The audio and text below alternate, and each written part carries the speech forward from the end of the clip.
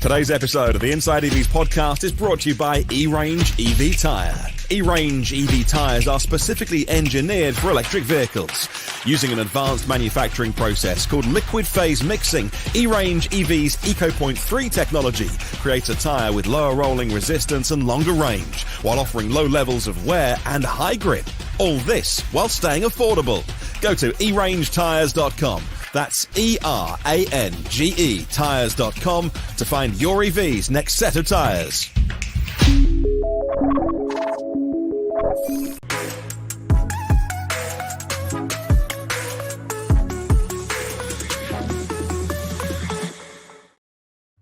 Hello, it's Friday, the 17th of November, 2023. And because it's a Friday, it means it's InsideEVs podcast time, which is great. I am, as usual, your host, Alex Goy. Today, I am joined momentarily by only fellow Brit, Hazel Southwell. Hello, Hazel. How are you? This is really exciting. We should just talk about like Peugeots for like a solid 20 Peugeots, minutes. Citroens, other UK or Europe only brands, Dacias. We can talk about Dacia Spring. Oh, we love Dacias. Yeah. We love Dacias. Dustagram is the Instagram account to follow. We will be intermittently joined. Actually, we are talking about a car that will be only available in Europe. Yes, we are. I'm very excited about that. We will be intermittently joined by Miss Go Electric herself, Lacey, but she is currently travelling, and when we last spoke to her, she was on a plane train. So she'll join us once her travel woes have subsided a little bit. Do you know what, Hazel? As Lacey isn't here, shall we jump straight to the Euro car? Let's talk about the Euro Let's jump car. straight to the Euro car. So, let's get cracking with some EV news. Eurocar news, because the Brits are here. Wahaha. Renault has announced the new Twingo. I say Renault, it's the Ampere EV group, the sort of Renault's, the Renault group's "we only make EVs and aren't we great." It was announced the other day at a big Ampere meeting. It's allegedly coming in 2026. They say it'll be sub 20,000 Europes, or about 100 Europes a month. That's sub 22,000 US dollars.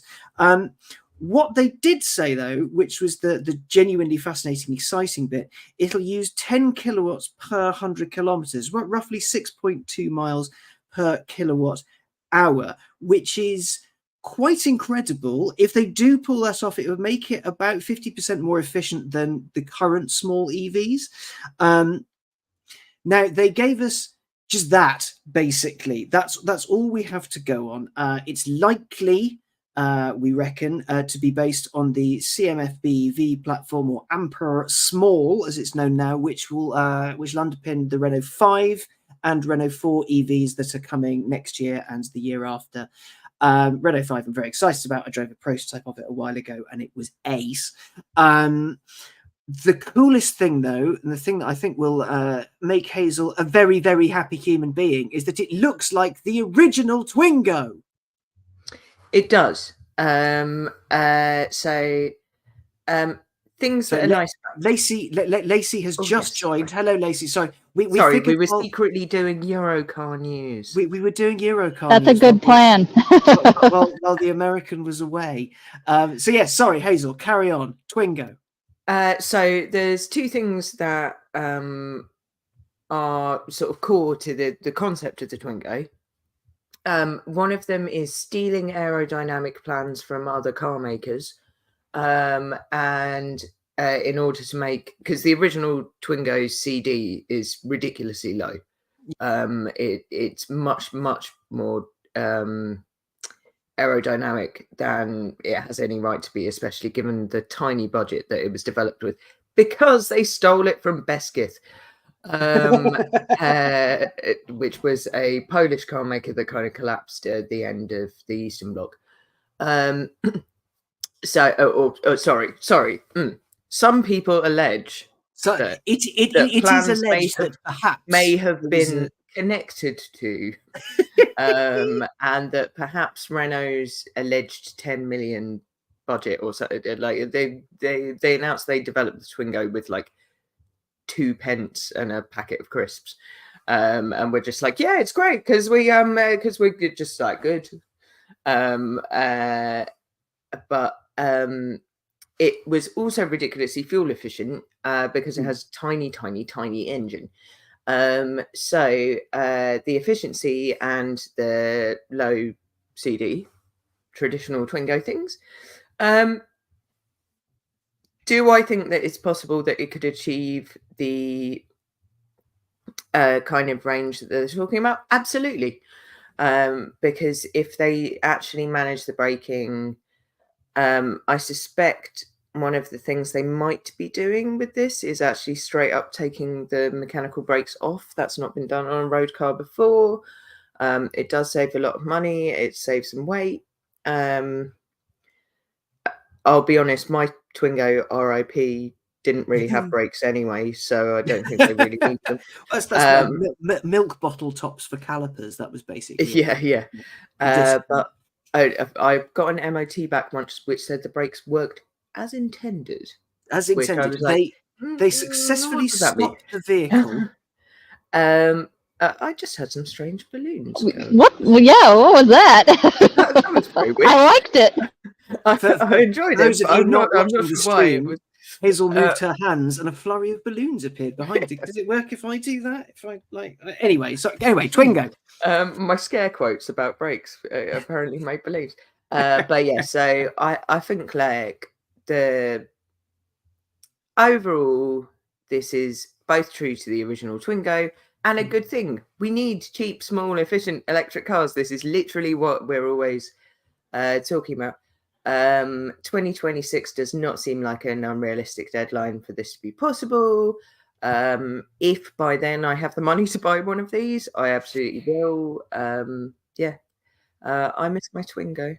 At the launch, they said, they are aware that there is a need for this thing, which is why it's being developed and turned around quite so quickly. So looking at the story, CEO Luca Di Maio said the Twingo will be the automaker's low-cost answer to Chinese rivals, which obviously they're all coming in. They're coming in at quite great pace, and that's a worry for European and American legacy OEMs, because they're coming in and going, we can make it cheaper, we can make it quicker, we can make it a more appealing proposition. He said that it's this is Renault's answer, and it will be developed in a record 2 years. So how they're going to do that, I don't know. Like the original Twingo.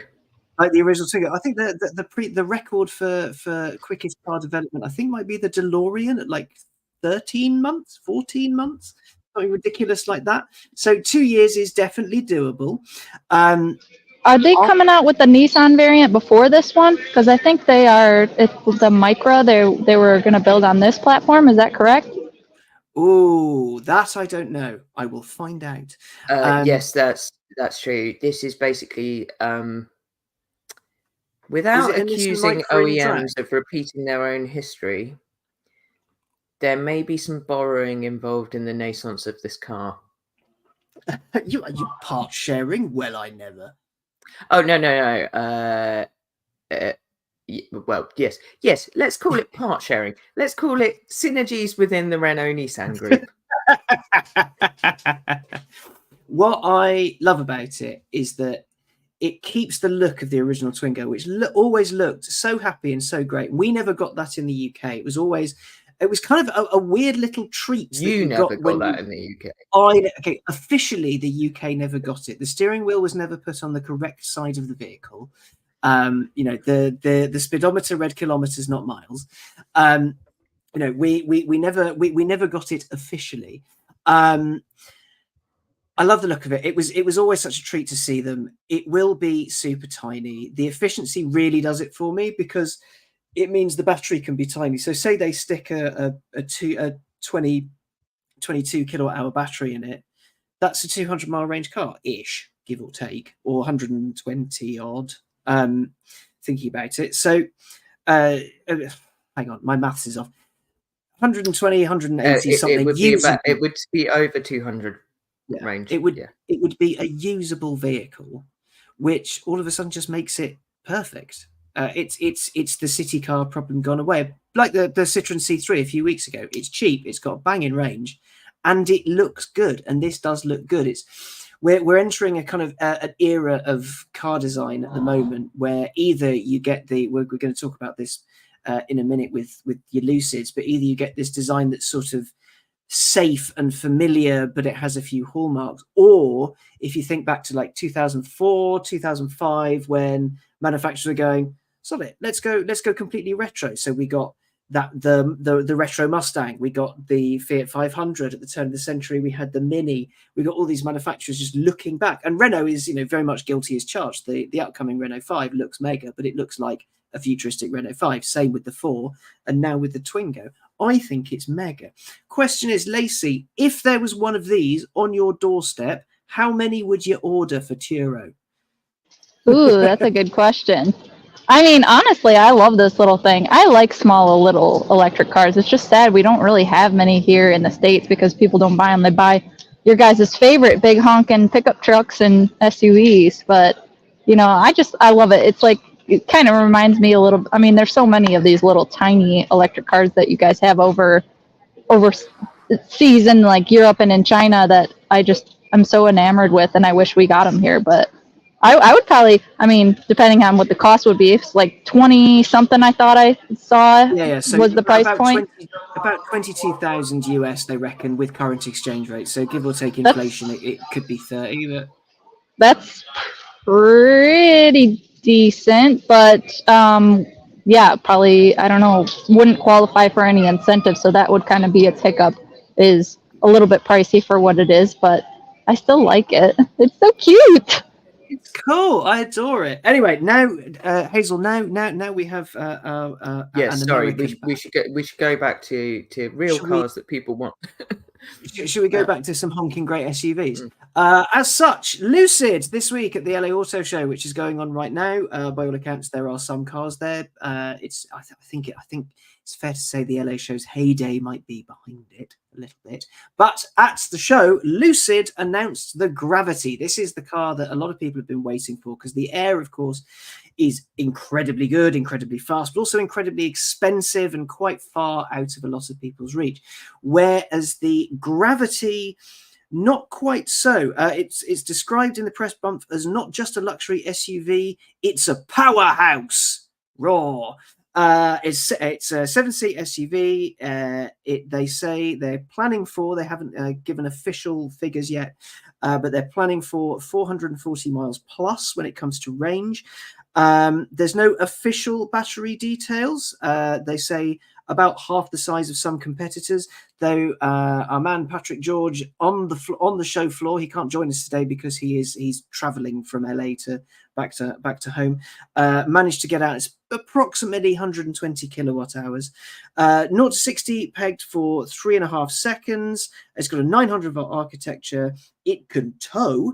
It can tow 1,500 pounds. It can hold 1,500 pounds. It can tow 6,000. They say on a 350 kilowatt charger, 200 miles of charge in about 15 minutes. The interior is kind of funky. Really like that. It's got the second and third row seats fold flat, which is cool. The driver, the instrument display, that is something else, because I know the prevalence of giant screens it's not something we can ignore anymore. It's a thing because they're big and they're cheap and they're easy to put in. But the driver gets a 34-inch curved screen, which is quite something. I have a huge problem with that. Oh. Well, I'll tell you what. I'll reveal the price. Sub 80k, depending. That's the target, at least. And it's got a really cool frunk that you can sit in, and in the press thing, you can sit on the LA beach and watch the sun go down with your friends in the front of your car. Hazel, as you have a thought, what is your problem with the 34-inch screen? I'm sorry, but there is no way that you can read stuff off a 34-inch screen and have your eyes on the road in any adequate way. with periphery vision and stuff. That is much too wide for a driver's field of vision. I would much rather see stuff that was cleverly displayed in the way that a few OEMs, BMW have a really good version of this, have managed to kind of project it into the windshield so you're not distracted. This is just, that's just lazy and clumsy and actively dangerous for drivers. 34 inches is so much. If you're looking below your line of sight, in terms, because you have to be, because otherwise it would be smack in front of where you'd be looking at the road, that is just distracted driving. Like, I don't care what information it has on it. Like, it's just not realistic for anyone to be able to look at information across that broader, because, you know, that is twice my laptop screen. No, more than twice. It's 2.5 of my laptop. Yeah. Across at 80 miles an hour on a motor. Sorry, 70 miles an hour on a motor. Yeah. Like, that is absolutely unrealistic that you would be using your periphery, which you do have to use, that you'd be looking in the mirrors. I know that, like, driver aids, and I'm sure this will have a very, you know, a very comprehensive suite advanced ADAS system and whatever. But I genuinely think that should be illegal on anything that is a car that you are meant to be actively driving. And I know people will be like, oh, no, so like in the past. No, that is not something you should be looking at if you are in charge of a vehicle and you are around other people in charge of vehicles and anyone else, like, just generally. Lacey, what do you think? I agree with a lot of what you're saying, mostly regarding the head-up display. Like, I am a huge advocate of a HUD. Like, I wish every car could have it, or at least have an option for it. And I think especially when you get into the luxury category, when you are competing, and I mean, you guys have heard me say this time and time again, like, Lucid should be direct competing with BMW and Mercedes, those high quality luxury brands. And to have missing technology like a HUD, I think is for their second vehicle, I think they should have gone ahead and tried to find a supplier or something to provide that technology.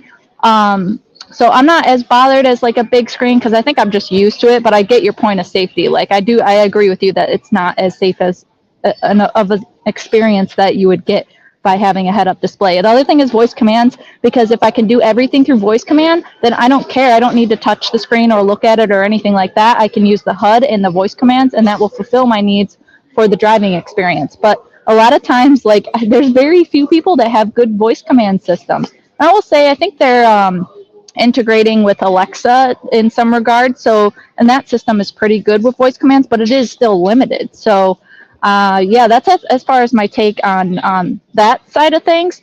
A couple things that I liked about this. I mean, I do think that the form factor is great.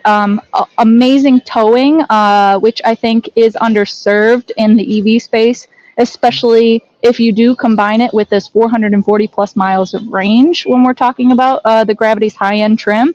I even if you're not towing up to 6,000 pounds, there are people with an active lifestyle that want to have a hitch rack, or maybe to be able to carry extra cargo with them with a receiver-mounted rack of some sort.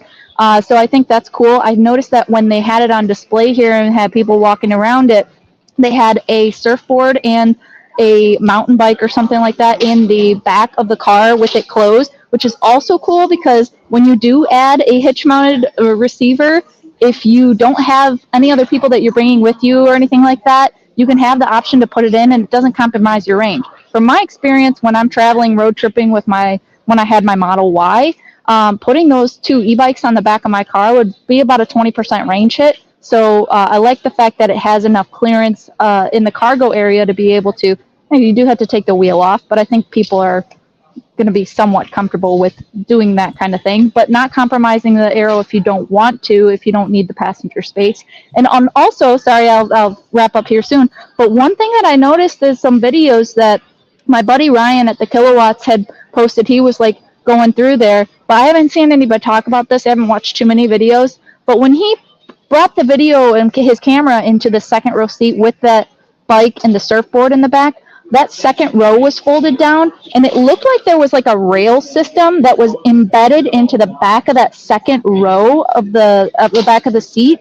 And the mountain bike the wheel was off, but on the front fork at the wheel axle, it had like an attachment piece that secured it to that rail. And I just thought that like, you need more little things like that in the front experience if you are going to stand out in competing in this space with other products that are really good. That you might have other disadvantages, like not a very robust dealer network, things like that. So that's just my take. I saw a couple cool things. I like this.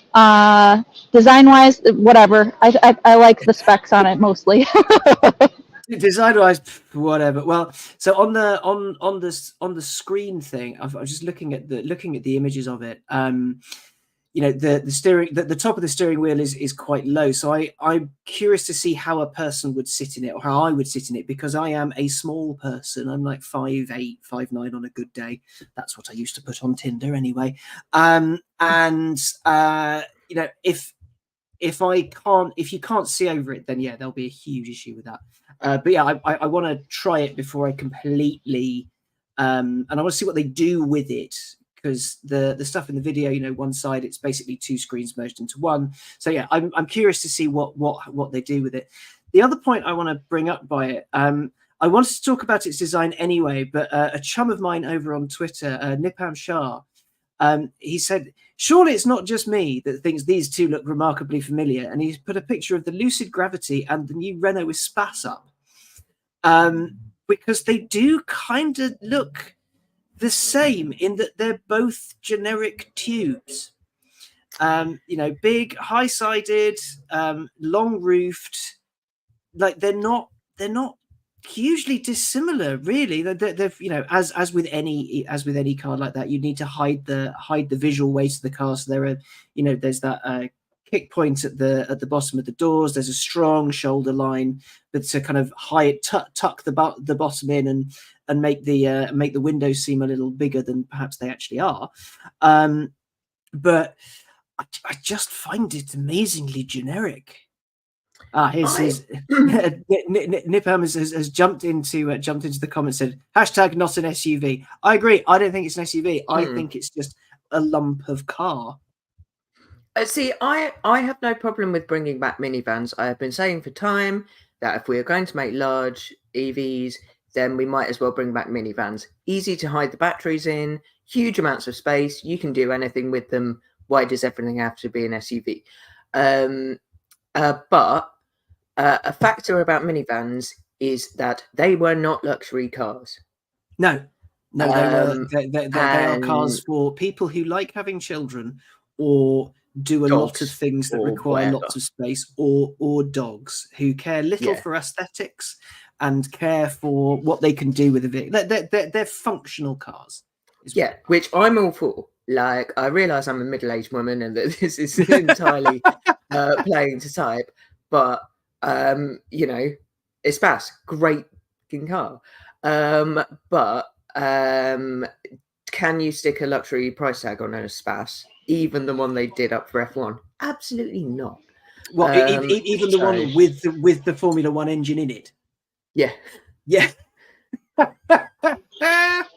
See, I don't know, because like the Urus, or however the heck you say that, is pretty popular in the Lambo lineup. I mean, this is bigger, but I think performance and that price tag, it could probably work. I don't know. The Urus is an SUV, like unashamedly so, and it shares its platform with loads of other SUVs. This, but I think it's also a bit smaller. Wagon-esque. Yeah, this it's like a big estate, and that's being kind. But then you look at it, the thing is, I know people love Lucid. I know they adore it. But if I was to see one of those in the street, I'd be like, oh, cool, and car. Do and then mums love Lucid? Do mums think, I want a car? Like, and I genuinely, I'm saying this, like, again, as a middle-aged woman, I am not going to buy a car based on the fact that it can launch so fast that my eyeballs fall out in order to put my kids in it. Well, I mean, you also have, like, Escalade is super popular here.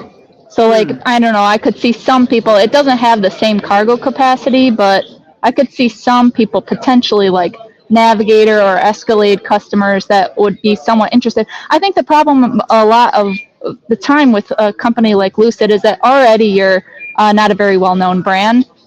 So you're combating just to get your name out there, but you also need to do things in order to make customers aware of you. And I think those higher range vehicles are appealing to those types of customers, but I just think not a lot of people know about them. So I think that's going to be like their main struggle for a really long time in getting the manufacturing process going, which also was interesting because this isn't the same platform as the Air. So I wonder, as far as like cost for them, how that impacts, because obviously the stock is like a huge thing over here. Like, people are upset because they're burning so much money. Yes, they're backed by the Saudis, but if you're burning that much cash, that's tough, you know? Actually, the Saudi thing is a really good point that I was just thinking through. And yes, this is a car from the Middle East. This is a car to sell in Dubai.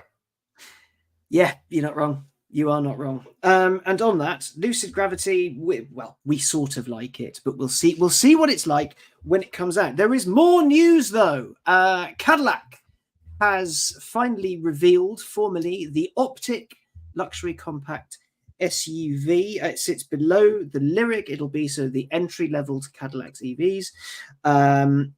It's you can have it with a single or dual motor. The rear drive setup comes with 201 or 241 horsepower. The all-wheel drive 283.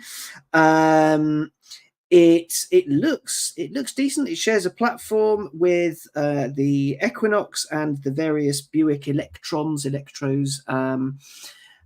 It's due, we reckon, it's labelled 2024 model year, so either very end of this year, though we are running out of year, or early next year. Price-wise, they say as the entry level, it will almost certainly undercut the Lyric's $58,590 entry fee. So, what do we think? You know what? Having said, the Gravity is a lump of car, I really dig in Cadillac's design language. Except, I'm going to spoil it for you when I say that if you look at its front end very on, you know, in Sesame Street where Bert goes all grumpy and his eyebrows just become one solid lump. It looks like Angry Bert. Hazel. It sure does look like a car. If I asked like the most basic AI, and I have a feeling I did this a while ago, to generate a new electric car for like the current year, I think it would probably come up with something like this. It's red. That's nice. Red cars go faster. Cadillac have announced two things this week. One of them is this. The other is that it's going to become a Formula One power unit manufacturer by 2026.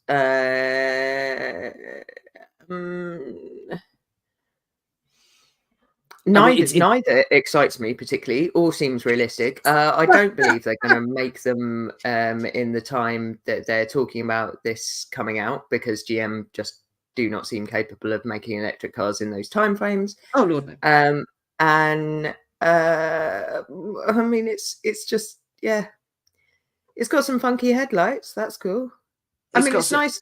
It's nice to see another brand releasing an electric car. There we go. I'll be nice. I'm going to stop being villainous for 5 seconds. You've stopped twirling your evil person mustache, Lacey. What do you think if we have you? You looks like you're on a jet bridge ready to get on an aeroplane. So if we have you, what do you think of the Optiq? Oh no, and she's gone. Signal woes. I mean, yeah, it's one of those cars that I think will do quite well. Simply because it's got the right badge, it's got the right look, it seems to have the right specs. It sure is there. And it sure is there, but you can picture people being like, well, I want an efficient, good-looking, quickish SUV. I'll have the Cadillac. There's one on the lot. I'll have that one. The deal will be good. Well, and that will be the factor. It's whether they are actually on the lot. It's whether GM can sort out its production issues, because no one is going to pre-order this. I'm sorry. Like, this is not something where everyone's like, damn, I need to put down a deposit tomorrow for this thing. There is nothing that exciting about it in that respect. It's not a Cybertruck. It's not, even the Lucid thing, or like something where it's got some USP. It is like the anti-USP. So, in fact, it's more the lowest common denominator. So yes, if they have these on lots, if they're making them in volume, if they're making them at the price point that they're promising them at, and if people can turn up and easily be like, "Oh, yes, one of those," then yes, they'll go. But that is the current battle that OEMs are up against, because yes, people do want basically generic cars, and they want them to be available. But you need to get that production line out the factory doors, for that to be a possibility. Yeah, no, you're right. I entirely agree. I think, well, we'll see what happens. But so far, GM has optimistically announced another electric SUV. Let's see if people buy it. Moving on to something a little weirder that I rather enjoyed this week. Edmunds, they of testing many, many vehicles in weird and wonderful and wacky ways, has done an experiment. It's tested to see how fast or how many miles per hour vehicles can charge at, and it's basically crowned the Ioniq 6 rear-wheel drive as the fastest charging vehicle because it can charge at 868 miles per hour. Which takes a little bit of getting your head around. So it's the Ioniq 6, then an EV6. So if you charged an Ioniq 6 for an hour solidly at its maximum capacity for charging, it would have 862 miles of range. So it took me a little while to find out how they did it, because it sounds really fanciful, doesn't it? It sounds like this. Well, clearly you just plug it in and it'll go. So the way they did it was they found the average kilowatt charge capacity, and then divided that by the Edmunds tested consumption, and then times that by 100. So they didn't test the charging; they used the average charging. Yeah, so here's the thing from the Edmunds website. The calculations for miles per charging hour is carried out by dividing the average charging power in kilowatts by the Edmunds tested consumption figure, kilowatt hours used for every 100 miles traveled, or kilowatt hours per 100 miles, then multiplying the result by 100 to arrive at the miles per hour unit. It's a measure used to gauge the charging efficiency of electric vehicles, providing insights on how many miles an EV can potentially cover per hour of charging. So, yeah.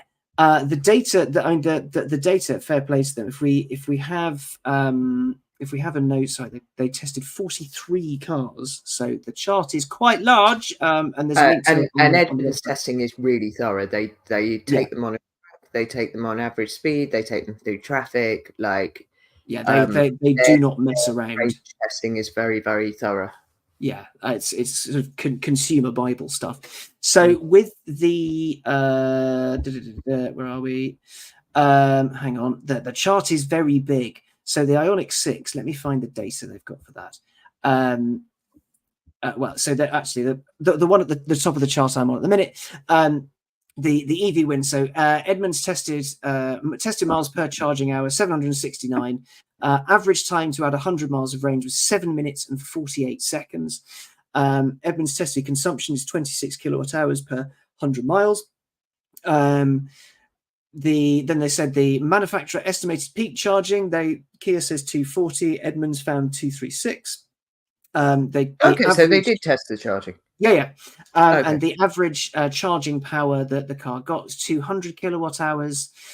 So they basically plugged all that in, did a lot of maths, and worked out this sort of top 10 or top 43.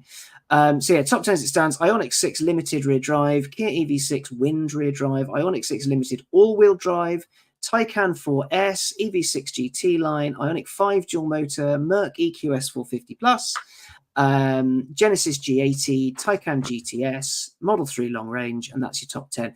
And that goes from the Model 3 at 569 miles per hour, which is strange to say, all the way up to the Ioniq 6 at 868 miles per hour. Now, as someone's just Carl in San Diego's just popped into the comments, but I appreciate the Edmunds efficiency ranking page. They should put it above the range page, which really we should put stuff like that above range, because it's more important. How can you out of a smaller battery, if you can get more miles, that's a better solution than just adding more battery. We've spoken about that before.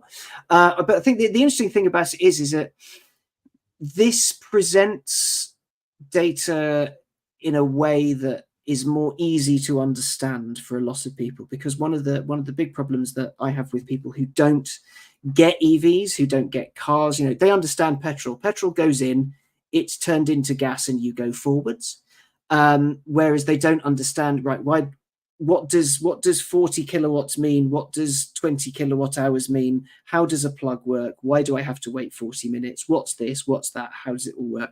So this at least presents data. You say, well, in this car, theoretically, you could add 800 miles of range to your car an hour. Obviously, you can't do that because you'll destroy the battery, but you could. I really like it. I know it might cause a little bit of trouble on Tinternet at the minute, but that's just people on the internet. Lacey, what did you make of all of this? Oh, sorry. Hi, sorry guys. Now I'm sitting on the plane, so I apologize. I'll probably dip out earlier. I was boarding sooner than I expected, but that's all right. As far as the Cadillac goes, I'll see it when I believe it. And manufacturing-wise, if they can ramp up their EVs, I'll be happy. But when it comes to this stuff, it just shows how dominant Hyundai Motor Group is with their charging. I think, I love to see this new form of showing people how to charge. For the people that don't know, is my job is training people about EVs, whether that's dealers, the employees at the OEMs, and consumers in general. So I think this is a cool way to show people a little bit more practical means of displaying that information, like you were saying, Alex, because even when we talk about dealers and training them, they don't understand that what we see on Monronis are peak rates and not what you get for the full session. Yeah, it basically exactly that. I'm kind of blown away by it. You talk about the prevalence of the Hyundai Group. 6 of the top 10 are from there. It's Hyundai, Kia, and Genesis, and then you've got a couple of Porsches. 2 Porsches, the Merc EQS, and then a Model 3 long range. And the gap between the lowest ranked in the top 10, the Genesis electrified G80 is 588, and then the Tesla is 569. But yeah, the top 3 all Hyundai Group, and it goes from 868 down to 764. Genesis is Hyundai as well. Yes, yeah, it is, yeah. So they're equivalent. I'm surprised the GV60 isn't up there, considering it is an Ioniq 5 and an EV6. But yeah, Lucid, our favorite. Extra insulation. I was going to say it's heavy. I think that's what bogs it off. I'm just scrolling through. I'm not sure they tested it because it's not here. A Ford F-150 Lightning Lariat can do 332 miles in an hour. A Rivian, one for Lacey, 315, 312 miles, and at 38 and 39. There we are. Just a note real quick. I just did my first full charging, DC fast charging experience from 1% to 100%. If you guys are interested in that on the Max Pack, you can go. I just posted that yesterday or something like that. So you can go check it out on my x.com page or whatever. But yeah, interesting results. Oh yeah? Can you give us a hint? You could tell that there's some thermal issues that Rivian's trying to combat as far as the temperatures of the battery when it's charging. I mean, I will say I was happy with the speeds that I got, and normally I wouldn't go to 100%, but the point was just to show what the full session would look like for somebody. Yeah. And some people were like, oh my God, because it took an hour and 50 minutes. and they were like, oh my God, I would never. It's like, well, that's not how you would actually, and I prefaced that with the summary that I posted, but some people just think that people are going to be charging up to 100, and especially with my car with 410 miles of range, that's definitely not the case for me on road trips. You don't need to be bad for the battery. It would be bad. But no, cool. All right. So everyone go and check that out, please, and thank you. Right. So one more little bit of news. Very Murica state of news. Back to Lucid. Another generic shape has been spotted, except this time it's a potential pickup, which might cause some consternation for Rivian. The clay model was spotted in a video. And it looks kind of cool. It could be. So the thing is, so far Lucid has said, wow, we couldn't possibly tell you. Sorry, I need to correct myself. It was the Lucid forum that posted the picture of the clay model. Part what at that point was potentially the Gravity SUV. Lucid declines to comment on future products, presumably because it wanted everyone to focus on the Gravity and the Air. However, it's noted in the piece that it does look it looks in line with Lucid's design language. It looks pretty slick, but it's also a pickup. As Patrick said in the piece, the answer to a lot of problems is just pickup truck, because Murica. So, is it though? Well, two questions. Does Lucid need a pickup truck? Does it need to have this? And two, what do we think about another EV pickup truck, especially when that bit of the market's still sort of finding its feet? I mean, Rivian's going great guns. The F-150 is going great guns. The Cybertruck, there's been pictures of that this week. We'll discuss that in a minute. But is it necessary? Should Lucid be doing it? Lacey, as an EV pickup owner yourself, what do you think? I think, considering that if anyone, I mean, their powertrain is amazing. So if anyone's going to make a compelling pickup truck that is electric, that has good range, I think it's Lucid. So I am intrigued by it, but it is in the luxury premium sector. So how expensive would it be? I would be really intrigued if this happened, and I would like to see it, but I really think they should focus, and it's not saying that they aren't, because this is just a clay model, but they need to get a midsize SUV out the door now. Smaller than the Gravity. Yeah, I mean the Gravity is vast and looks cool, but yeah, should a pickup be what they're going for? Hazel, what do you think? You were skeptical. Okay, I'm not American, and I don't really understand pickup truck culture in that respect. There's an InsideEVs exclusive. Hazel Southwood is not an American. But I have written for America for a long time, and so I feel like I have some level of grasp on these issues, which is that pickup truck culture is not about buying luxury cars. It is not about spunking the most amount of money you possibly can on some glass-roofed thing that has a launch control option. It's about having a car that you can repair yourself. It's about having something that you feel confident you can do everything with. It's about probably having a second-hand something. It's about having something where there's a lot of available parts. One of the reasons the F-150 Lightning got so many people excited was because it had that $37,000 price point when it was initially announced, and I don't see where a luxury, what Lacey said, I just do not see where a pickup truck fits into the luxury segment, or why. I know, and again, yes, the Cybertruck has 1 million orders and people are very excited for it. It's not really a pickup truck, and I don't think that's really why people are buying it. So do I see this doing well in regions where there isn't really any charging infrastructure and people rely on their pickup truck, and this being something that excites them? No.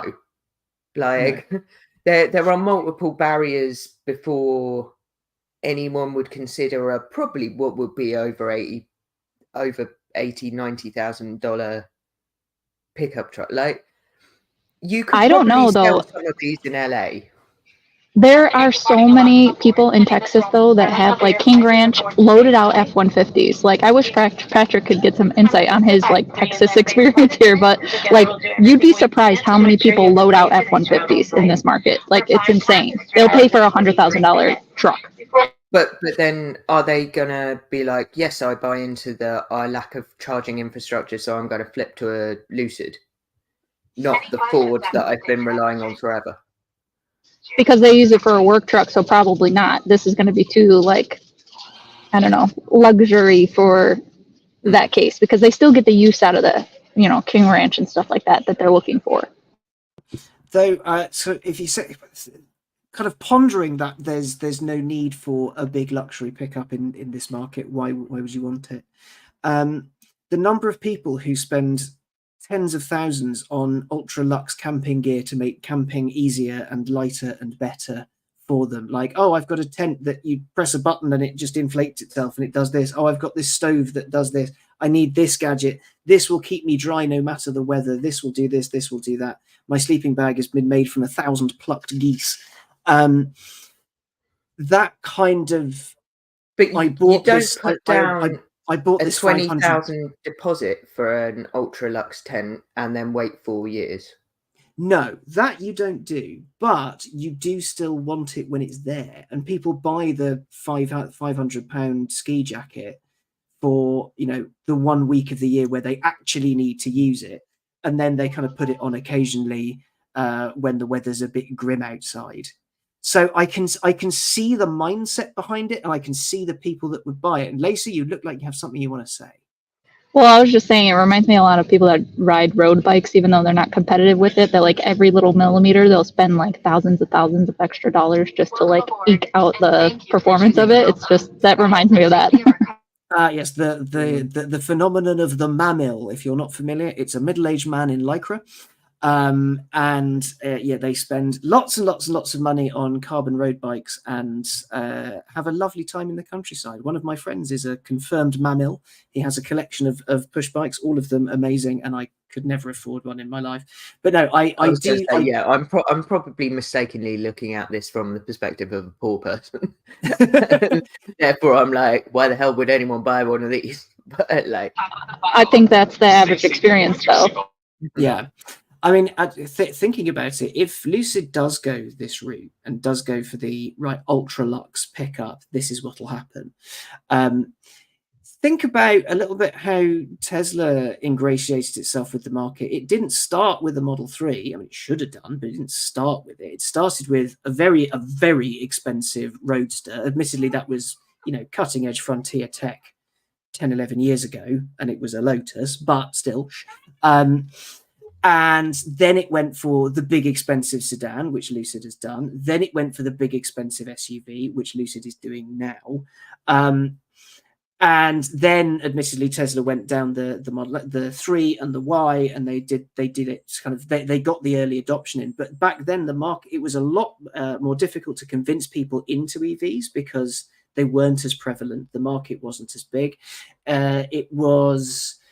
The product development, when people said, oh, it'll do 300 miles of range or XYZ, it took a while for people to believe that was a thing, because it wasn't at that point. You know, you're previously an EV, especially on this side of the pond, you had like a G-Whiz, which is basically, a wheelie bin with a 9-volt battery in it, and was hideously, like, look at the crash tests for those things. They're scary to look at. Or you had a Nissan Leaf, or you had a Tesla. That was kind of it for ages. Whereas now Lucid's going into a space where, you know, people want the choice because they might have had the Tesla, or they might have the Rivian, or they might be looking at the Fords and the GM stuff and going, all right, who can provide me with a product that I I want in this space. And now, because EVs are the in thing, and because there are globally various mandates that mean they are going to have to be a thing, it might weirdly be a logical step rather than the cheaper SUV. Just keep it ultra luxe, whether or not that works. I don't know. I'm just having a think. I think that's quite a lot of showing you're working in order to get to a justification for this, to be honest. Yeah. Like I personally, I just think that it's not very attractive. It's not. I mean, okay, it's a clay model, so we don't know anything about this, but so far, Lucid has not demonstrated any particularly unique features. Something like the Gravity and its towing capacity might prove that there's something here that Lucid can do that other manufacturers are not providing. Because, yeah, that luxury shaving a few millimeters off your road bike market want tech specs. They want this to be kind of like tricked out. They want stuff like a HUD. They don't want clumsy kind of Tesla-esque, what now looks like very budget options in an EV features. So if Lucid is going to get this right and actually sell it, then, and we don't know, because they might have just been like, hey, let's make a model, bye.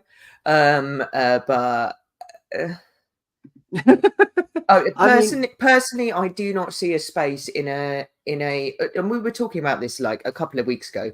There is a generally slowing global car market. People have less money available. There is a squeeze in these kind of segments, and particularly it is hitting EVs. Do I think we need another expensive EV? No, not really.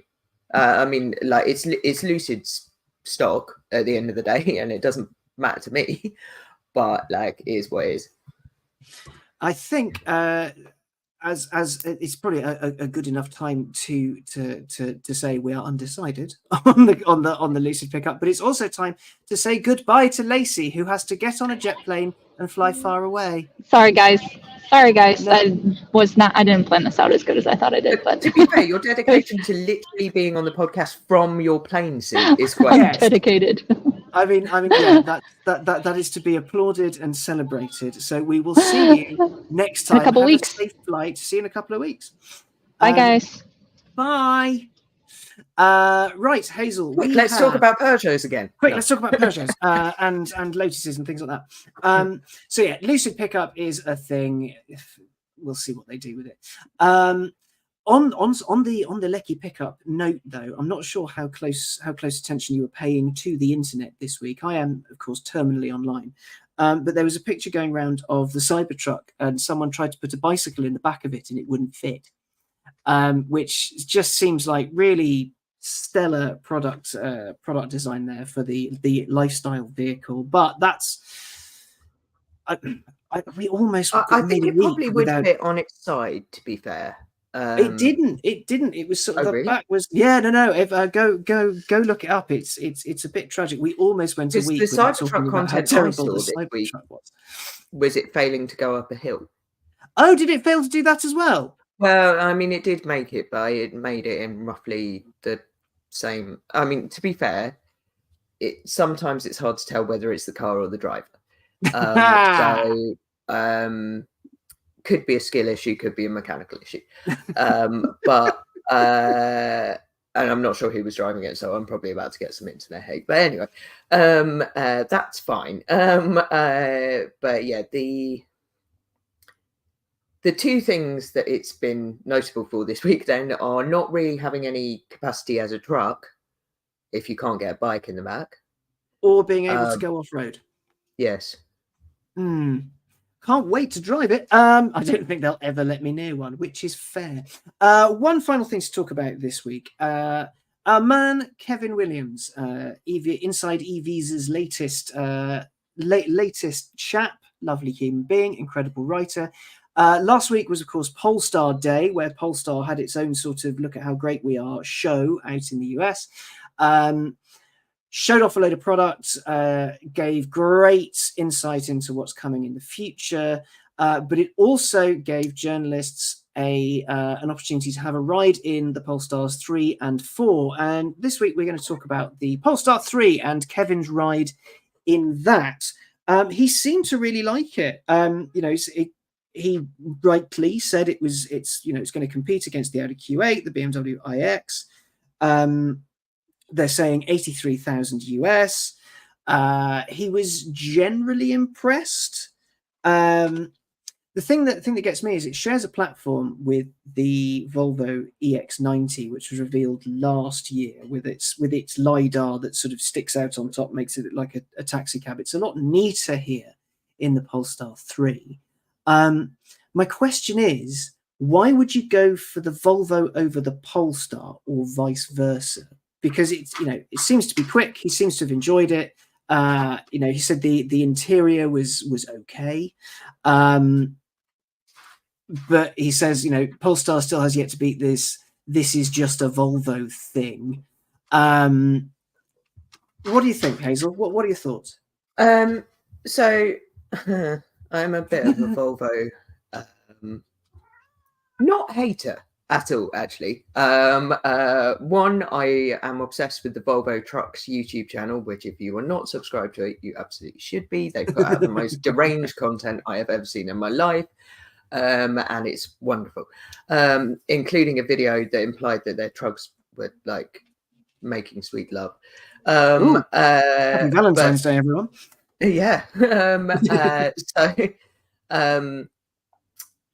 a Volvo hater, but the thing about Volvos is that they are incredibly boring cars that have impossibly high safety ratings. That is their whole thing. And their whole jam is they want a vehicle that is incapable of causing death or an accident. That's the whole jam. Yeah. So it's the opposite of like the Lucid bleed your eyes out launch control kind of thing. This is the safest this vehicle can possibly be. There is nothing wrong with that. Volvo is not a track car brand. It is not Porsche. It's not, and also, bluntly, most of us wouldn't know how to use a car on the track anyway. I've been doing this for 15 years and I'm still terrible at track driving. Yeah, I was going to say, like, I optimistically like to think I would manage to take a EX90 round the track without crashing it. Mostly because it would stop me. But anyway, the Indy, stop screaming. Sorry, my cat's trying to be on the podcast. She clearly has views about Volvo. Yes. But yeah, that brand assurance of this is the safest car you can possibly buy. You can put everyone you love in it and everything you love in it, and they will be safe. And that is the whole thing. Yeah. I don't know why you'd go for, and I know that Polestar is Volvo and Volvo is Polestar, and then kind of there's a lot of synergies there. But I don't know why you'd go for the kind of challenger brand over the Volvo, aside from that aesthetic with the LiDAR. The Volvo is also a bit cheaper, I think. No, the Volvo is more expensive. Oh, is it? Oh, okay. Yeah, sorry. Or at least it was last year. That might have changed in the fullness of time. But no, if it rides as well as Kevin says it does, and I have no reason to doubt it. With a pre-prod, a few things left to be changed. Full car will be next year. I hope it'll be a success because I do see loads of Polestar 2s around. Though I'm hoping it will do well for them. But who knows? Anyway, I think that about rounds us out for the week. We have a little bit of housekeeping to do. One, please continue to visit InsideEVs.com, comment on all the news. If you want to talk to us, please send us an email at contact@InsideEVs.com. Next week, we are going to have the week off because unlike Hazel and I, America is having a large public holiday that involves being thankful. It's Thanksgiving. So day after Thanksgiving, everybody have your turkey comas, do some fun things with friends and family. We will be back the week afterwards, which is do a like Peugeot exclusive podcast. We should. But you know what the really scary thing is? Our next podcast will be in December. It'll be Friday, December the 1st, which is horrifying. Where's the year gone? As ever, huge thanks to our producer, our man behind the scenes, who's been flipping the pictures and making sure we sound and look beautiful, Danny Howard. For now, Hazel and I will say goodbye, and we'll see you in 2 weeks. Bye. We're waving. I'm still waving.